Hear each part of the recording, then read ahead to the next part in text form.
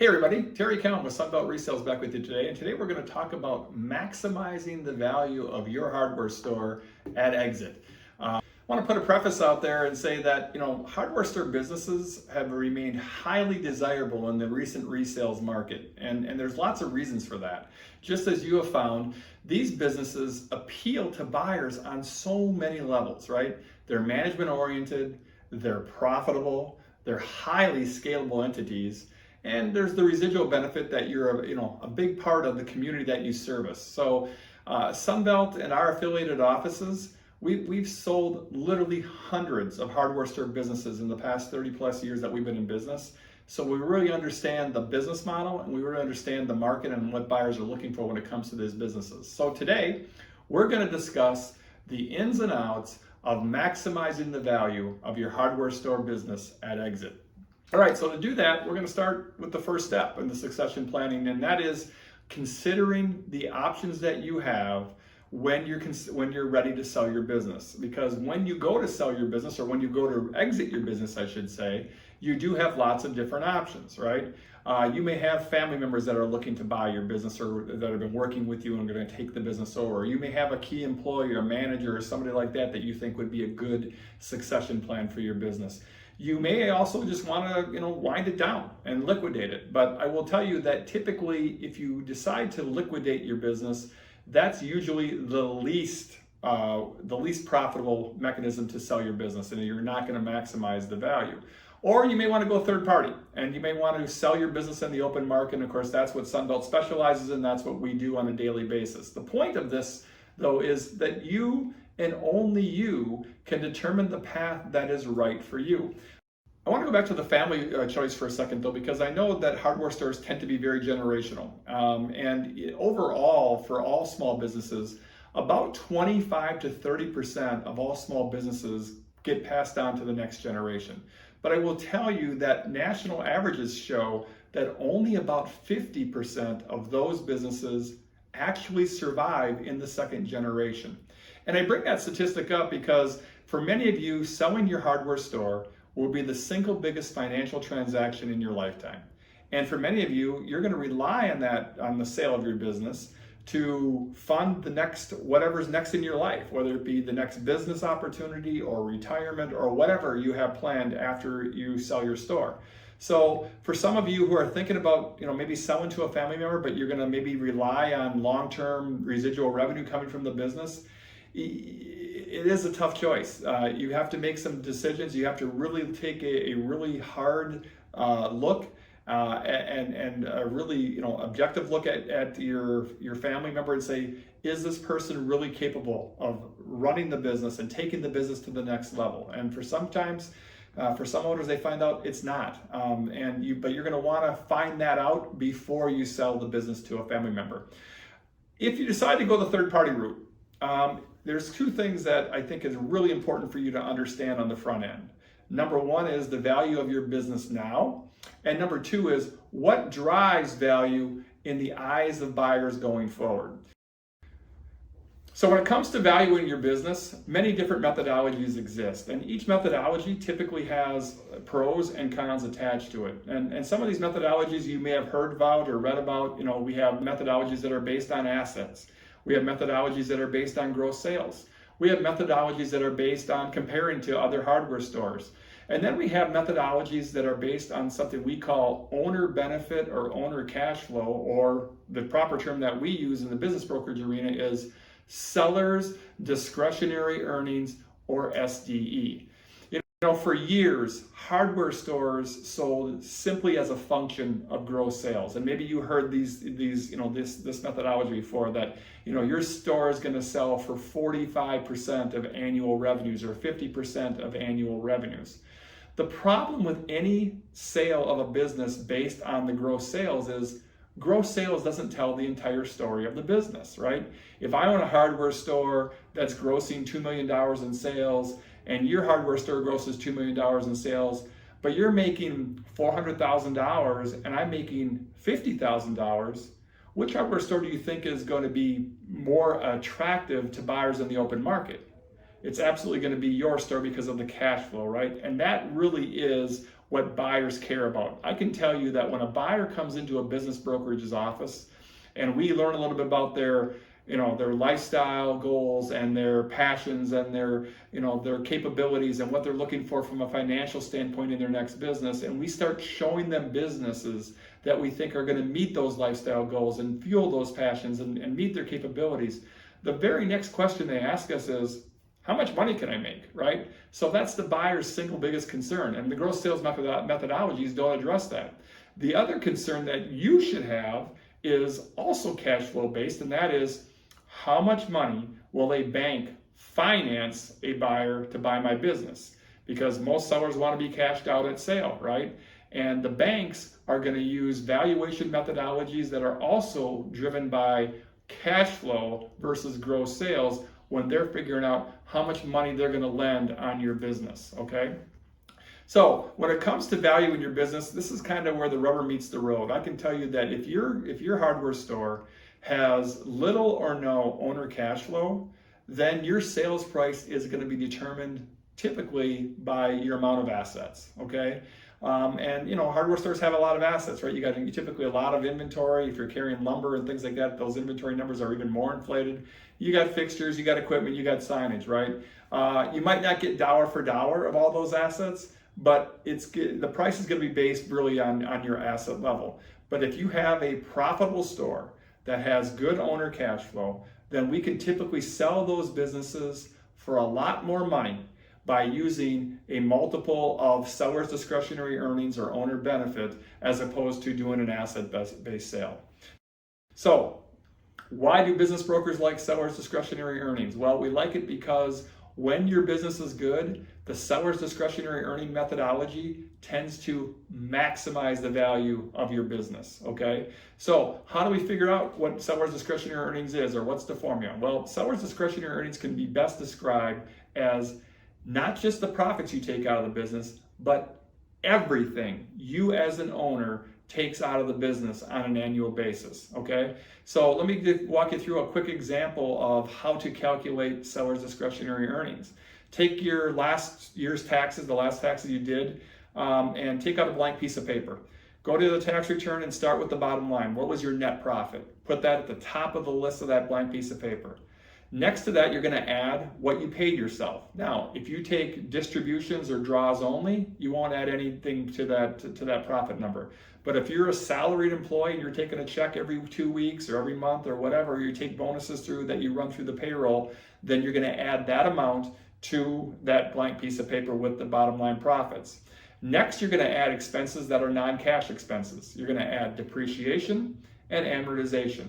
You're also going to add back any interest payments you make. We assume the buyer will be someone who can pay cash for the business and won't have an interest expense. So you're going to add interest expense back. The final add backs for the seller's discretionary earnings calculation will be what we call your discretionary expenses. These are expenses that you pay through the business, but are more personal in nature. For example, most people pay their health insurance through the business, or maybe your car insurance through the business. Maybe you run some, tickets to a ball game through the business. Well, it doesn't matter what it is. If you pay a personal expense through the business and you can prove it, you're going to want to add that to the piece of paper.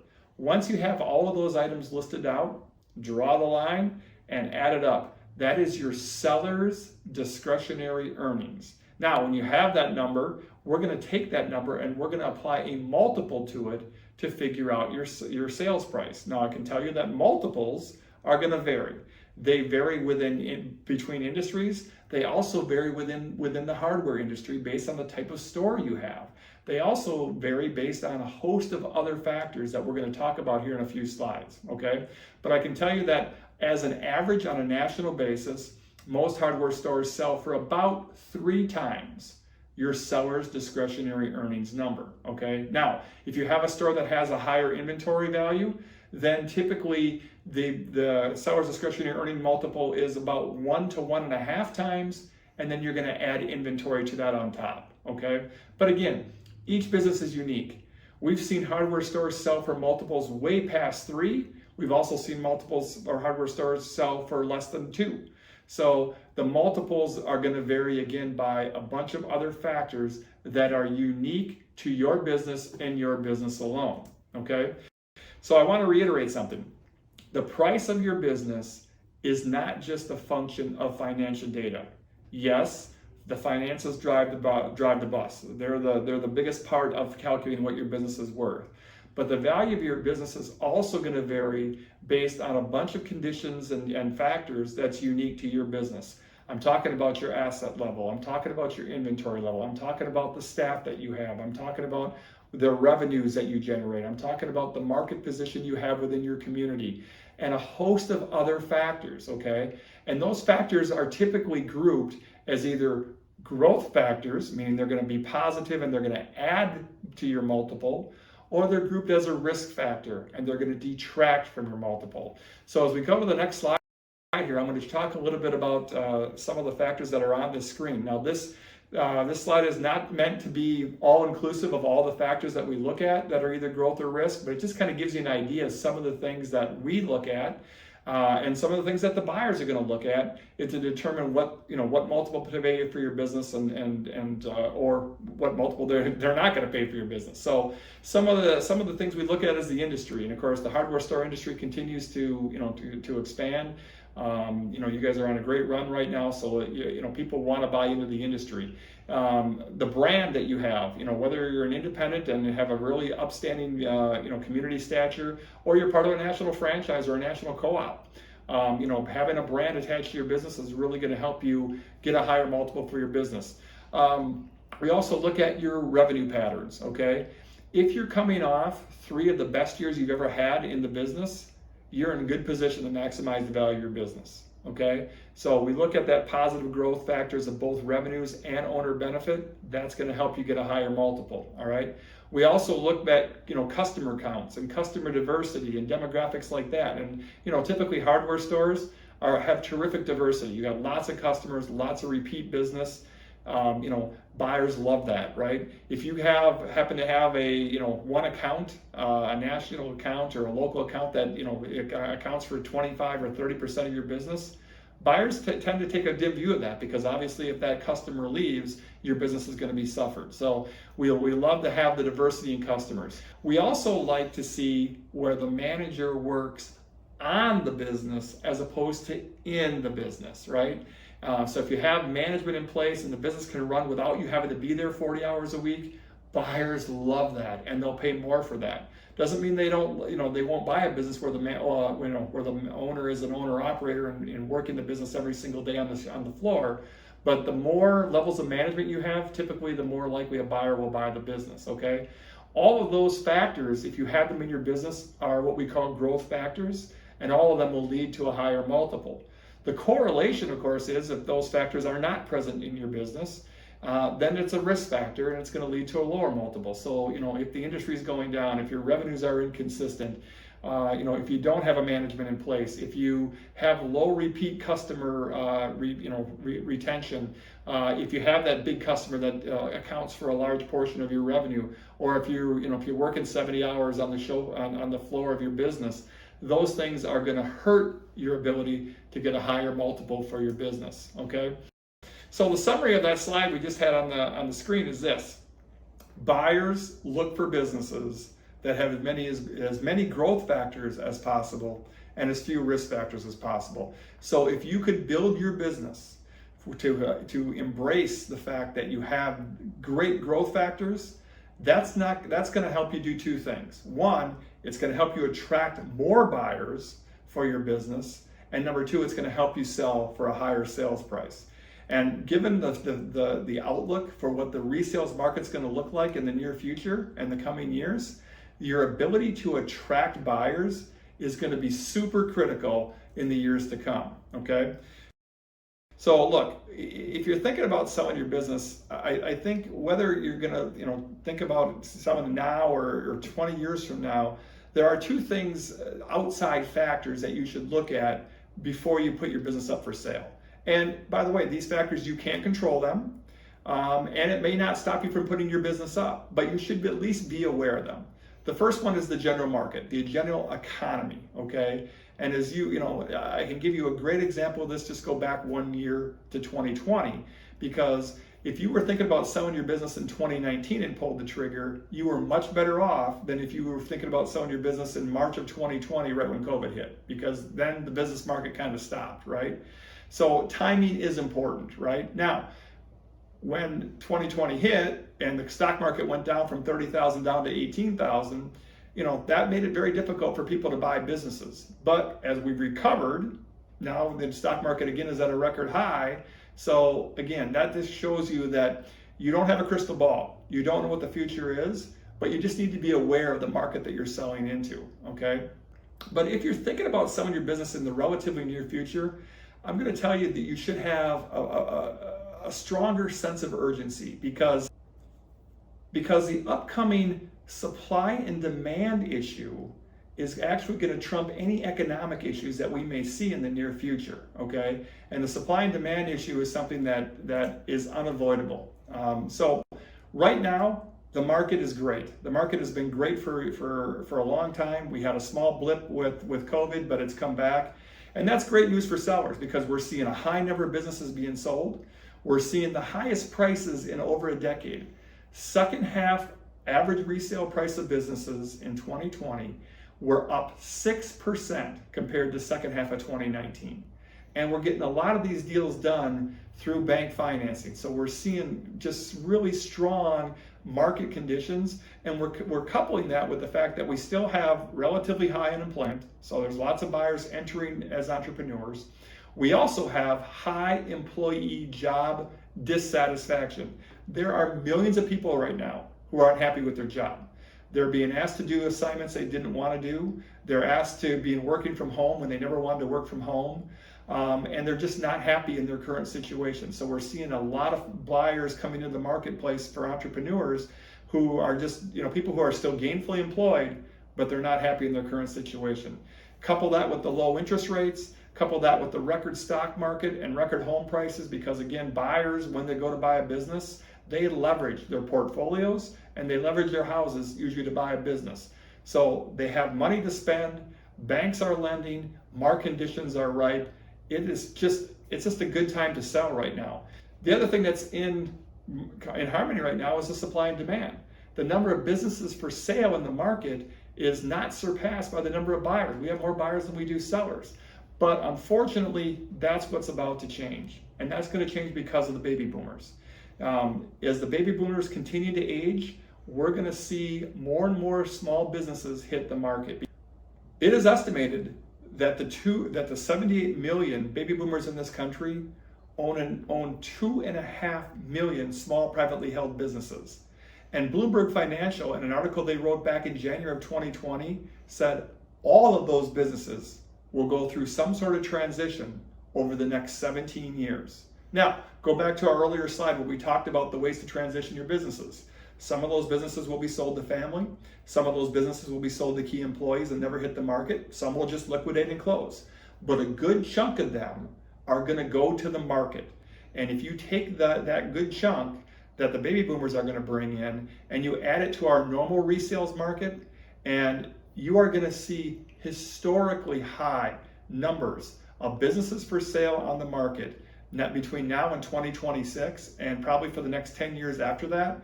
It's going to be levels that we've never seen before, okay? Because we're already starting to see that wave has already started and the numbers are creeping up. And so it's going to happen. And if you want my proof for it, go on the website bizbuysell.com and Google hardware stores for sale. You'll see that there's already a ton of hardware stores out there, and they're just going to continue to get higher and higher numbers over the next 17 years. And that, unfortunately, is not good news for you if you're going to sell your business during that time, because the market is going to shift. Right now, for the last 3+ years, we've enjoyed a great seller's market, and that market, hopefully will continue for the foreseeable future. But as those number of resales creep up, the market is going to slowly and gradually transition to become a buyer's market. And when that happens, buyers are going to be able to be ultra picky about the business they purchase, because they're going to have lots of options, right?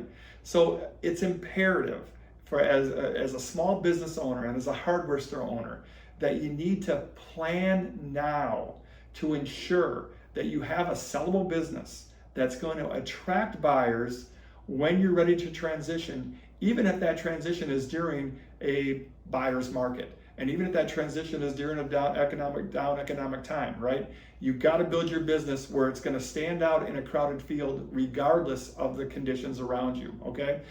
And that's what this presentation today is all about, right? We're trying to bring to light that you need to build your business to be sellable regardless of when you're ready to sell your business. Because if you have that business that buyers find attractive and that buyers will pay more for, you're going to stand out in a crowded market. And understand, most business owners, they're not properly preparing for the end. So for you to be on a webinar like this and to be taking in some of this information and putting it to practical use, it's going to be powerful because other owners are not doing that, and it's going to allow your business to stand out in that crowded market, and hopefully it's going to be very financially rewarding to you as you go to sell your business, whether you're going to sell your business now or 20 years from now. Okay, so the whole key to this thing, guys, is preparation. And my first piece of advice to you is start now. It's never too early to start preparing your business for sale. Buyers typically are going to conduct a 3-year look back at your business when they're evaluating business, whether they're going to buy it or not. Okay, so you need to have good, solid financials, monthly P&Ls, yearly P&Ls, and pay your taxes on time. You need to have those documents ready when you go to market. If you don't have those ready right now, start. Never too early to start, right? But I will state this very clearly.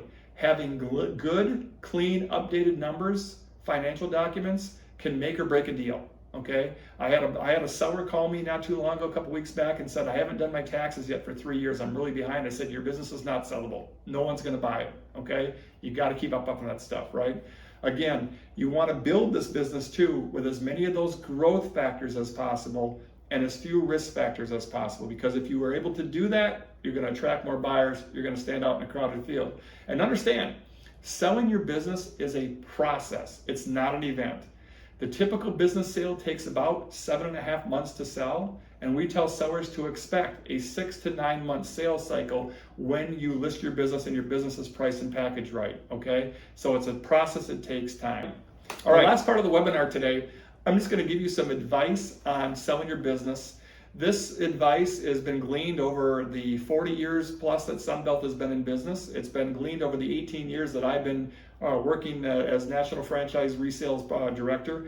And it's just time-tested and true advice that works whether you're selling your business tomorrow or 20 years from now, whether you're gonna do it by yourself or you're gonna use a business broker, okay? So just some good solid tips that you can take to the bank. The first one is regarding confidentiality of the sales process.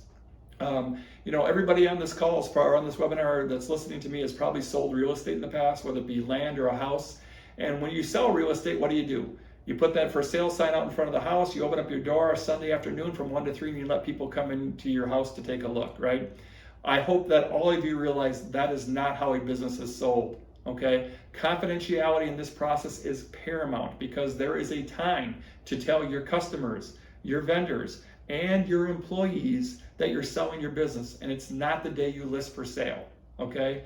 The problem with telling those groups of people that you're selling your business is they tend to take the news in the most negative ways possible. You may be selling your business for all the right reasons, that you've ran it for 30, 40, 50 years and it's time to retire and fade off to the sunset. But if they hear the business is for sale, they're going to think the worst. They're going to think there's either a problem with the business or the employees and especially employees are very egocentric. They're going to say, what about me? And they may think that they're going to lose their job, okay? So keep it from everybody. You want your employees to continue to do all the things that they've done for you in the past, all the way up to the time that which you hand the keys over to somebody else. You want your customers to continue to come. You want your vendors to continue to perform. So again, the time to tell them is not when you list your business for sale. That's further down in the process, so keep it confidential. Number 2, price it right, okay? You gotta price it right. I'd like to tell everybody on this call that, hey, I'll get you $5 million for your business, okay? But even if I found a buyer that said, yeah, okay, I'll look at it for that price, when they go to the bank's gonna say, guys, that's not reasonable, right? We price our businesses on the high side of reasonable. And we want to maximize, but we also have to have that reasonableness to it because nobody's going to overpay for a business, okay? So you got to price it right when you go to market. The third do is you have to understand financing options. We talked a little bit today about bank financing, and hopefully everybody who wants to get their business sold and get cashed out at sale can. But there are other options to finance business as well, and seller financing has a lot of advantages for sellers that unfortunately we don't have time to address on this call. But if you want to email me or pick up the phone and call me, my contact information will be available here at the end of this discussion, and I'll be happy to walk you through some of the advantages of seller financing. On the negative side, you don't want to let internal problems fester, okay? Think back to when you got into business, when you bought the business, or when you opened the business. I'm sure there was some apprehension. I'm sure there was some sleepless nights. The buyer of your business is going to feel the same way. So as the buyer is getting into the nitty-gritty of your business and really doing their investigation, anything they find that they feel is a red flag, all that's going to do is create doubt about the sale. So you're going to want to handle as many internal issues that you have as possible before you go to market. You're going to want to clean that closet of any skeletons, right? Maybe you got that one employee that you know just isn't good for your business, but you haven't let him go yet. Maybe you got a bunch of old inventory that you need to get rid of. That's obsolete now, it's not sellable. Whatever it may be, run your business today like you're going to sell it tomorrow. It's going to help improve your profits today, and it's going to make your more business sellable tomorrow. Also, as you talk to potential buyers about your business when you go to market, please be careful about things you say to them, right? Sellers tend to be very boastful. Sellers tend to be very negative sometimes, and they don't mean to be, but it's how it comes off. I'm going to give you a great example. I was in a meeting one time with a buyer seller, and this seller was someone who worked a lot of hours in their business. And he actually said to the buyer, "I don't think you can do what I do."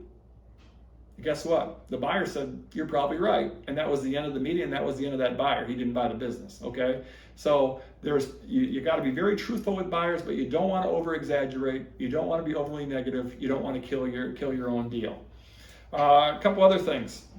Be available to transition the new owner. I will tell you, the day you sell your business is not the last day you're going to work in your business. There was going to be a transition time. You're going to be part of that. So just understand that it takes 6 to 9 months to sell your business, and then you're going to have a transition period after that, okay? Selling your business, as I said, is a process. It's not an event, and it's going to take a long period of time.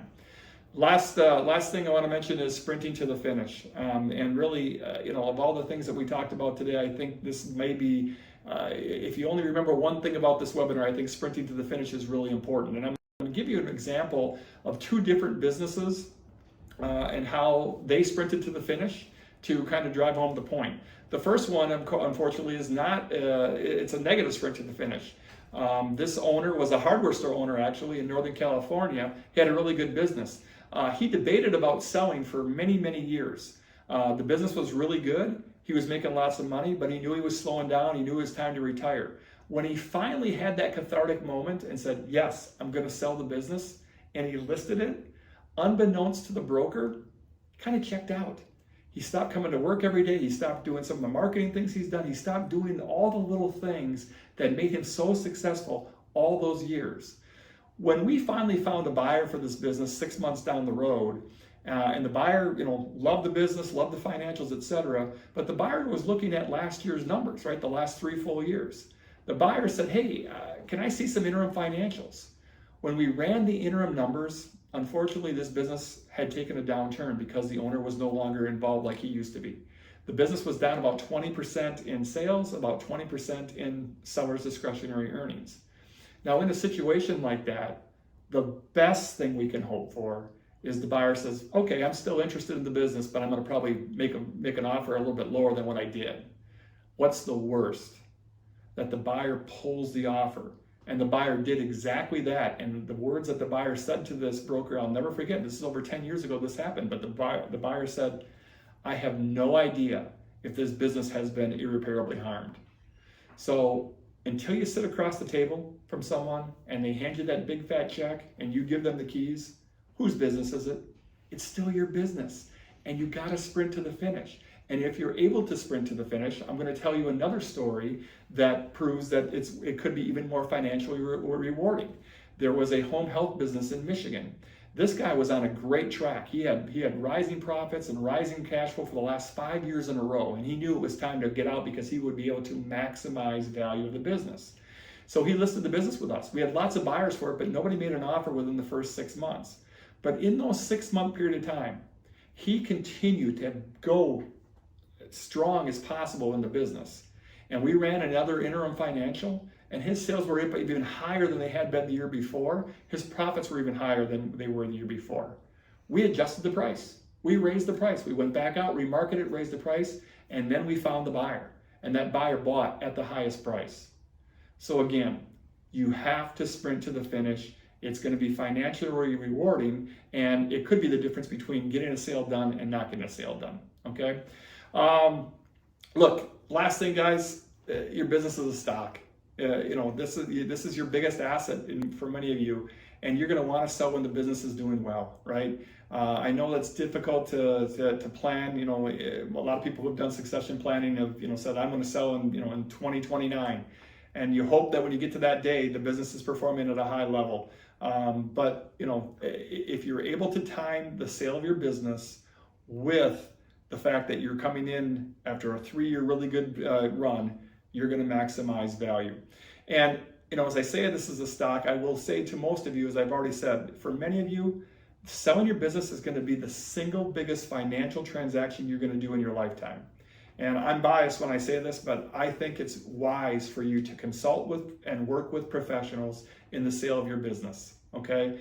And if you hire a business broker, and you hire a tax attorney, and you hire a regular lawyer to do the paperwork, and you hire your accountant to maybe run certain numbers and pro formas and things like that, you're going to have to write a check, right, to each one of those people. It's going to cost you money. But I will submit to you today that if you do that, and those people are good at their jobs, they're going to add value to your transaction. Yes, you're going to have to write them a check, but at the end of the day, it's not what you pay your business broker. It's how much do you walk away in your pocket when you're done. And those professionals, if they're good at their job, should add value to your transaction. And it should mean that you're going to end up with more money net than you would had you not hired them. So again, biased opinion, because this is what I do for a living, but I know brokers and good attorneys will add to the transaction. And again, you're only going to sell your business one time. Don't cut corners, do it right, maximize the value at sale. Okay, so want to talk just a few minutes about Sunbelt and how we can help you guys. I'll invite you all to head to our newest website, which is www.sfrresales.com. On that main page, there's a really good webinar that I did a while back. It's called, why do you want to work with a business broker? And it gives you a lot of reasons of what a business broker does, how we do it, and how we add value to that transaction, like I just talked about. But we have lots of different ways in which we can help you. Traditional brokerage is our number one service. This is where we list the business, we advertise it, we work with the buyers. It allows you to continue to run your business, which is what your strength is. We do our strength, which is selling the business. But if you already have a buyer in mind, or maybe it's a family member, and maybe you just need somebody to help you dot some I's and cross some T's to get a deal done, we can provide consulting services. We can provide valuation services to give you a price to help you sell the business on your own as well. We're here to help you achieve top dollars for your business and help you navigate the entire sales process. So no matter where you are at in the sales cycle, we can be an asset to you and we can be a benefit to you. So my contact information is on the screen. The calls to me are free. I'm here as a resource. I'm here to answer your questions and to just basically give you any kind of guidance. And like I said, maybe you're still 10 years away, but you want to think about, hey, how do I really build a more sellable business? Be glad to dive into that. Or maybe you're trying to sell your business on your own right now and want to talk some things and use me as a sounding board. The call is free. The email is open. Feel free to call us. I thank you for watching the webinar. We're here to help you maximize the value of your hardware store when you're ready to sell. Give us a call and we'll do just that. Thank you very much and have a great day.